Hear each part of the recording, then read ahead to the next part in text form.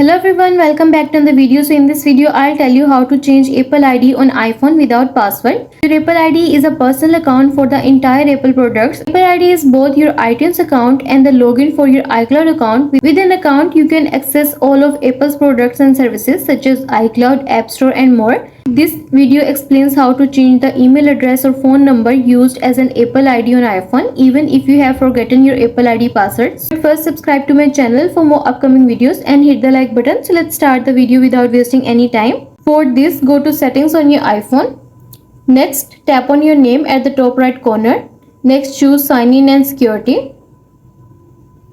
Scroll down. Here you will see the option of change password. Tap on it. It will ask you to enter your current device passcode, so enter it.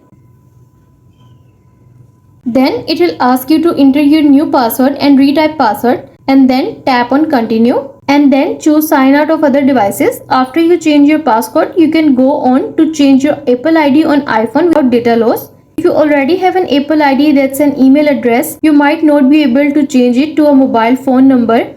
However, you can sign out of iCloud account, sign in with another phone number or email address on your iPhone and you are done. I hope this video will help you to change Apple ID on iPhone without password, and also let us know in the comments below if you have any questions.